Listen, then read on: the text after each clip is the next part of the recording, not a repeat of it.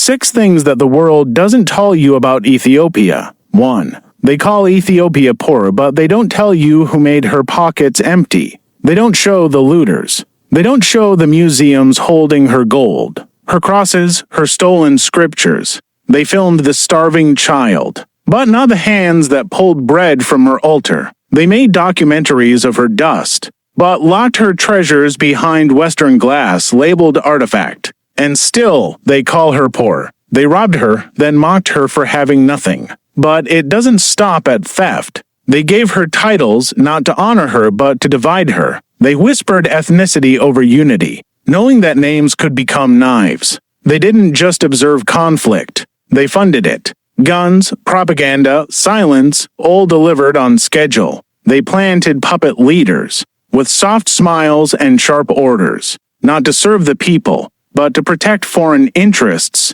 And when the fire they lit spread too far, they stepped back, folded their hands, and said, "What a shame. That's not poverty. That's planned instability. That's a strategy, not a consequence." 2. They say Ethiopia is silent, but they never learned her language. Because if they did, they'd know that the Book of Enoch, banned, erased, and forgotten by the world, was never lost. It was preserved in Ethiopia in the ancient script of Ge'ez, read by monks, protected by priests, untouched by European edits. The very book they removed from their Bibles, Ethiopia carried in silence. They call her uneducated, but her language is now taught at PhD level in universities across the developed world. They study what Ethiopia never stopped living. Ge'ez was not just a language. It was a vessel of wisdom, a guardian of theology, astronomy, medicine, architecture. But they couldn't control it,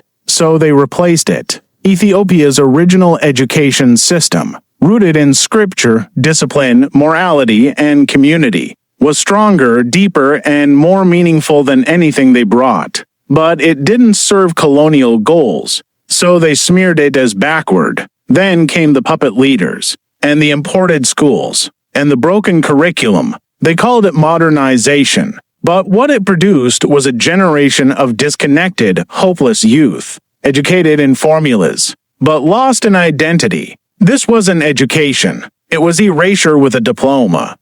3. They watched Ethiopia suffer, but they didn't see the saints, who rose through revelation, not just pain. They think suffering makes saints, but in Ethiopia, saints are not born from pain alone. They are born from knowing the real love of God. This is a land where the soul doesn't chase success, it seeks truth. Where those who abandon the world aren't running from it, but have already seen through it. King Solomon saw everything: wealth, women, wisdom, gold. He reached the top of human desire, and still he said it is all meaningless, because the truth is not in the things that fade. The truth is God. The saints of Ethiopia understood this. They were not escaping the world. They had surpassed it. They found the fountain that doesn't dry. They gave up thrones for caves, comfort for fasting, praise for prayer, not because they were broken, but because they were awakened.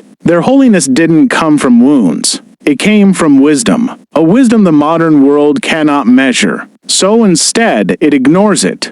And maybe, she was never supposed to. 5. They tried to break Ethiopia, but she never kneeled. They came with fire and guns. They killed thousands of men, women, children. But Ethiopia did not kneel. Not to bullets. Not to bombs. Not to foreign kings who called themselves gods. They didn't just come for land. They came for the soul. And when they couldn't conquer it, they robbed it. They stole what they could carry. The arcs echo in ancient books written in Ge'ez. The lions of Judah, the golden crosses, the monuments of Aksum, the very memory of a people carved in stone. But even after all that, Ethiopia still stood, not as a copy, not as a colony, but as a living proof that there's a nation that refused to forget who she is. 6. They say Ethiopia was never colonized, but they colonized the mind. Yes, the soil wasn't taken. Yes, the flag still flew.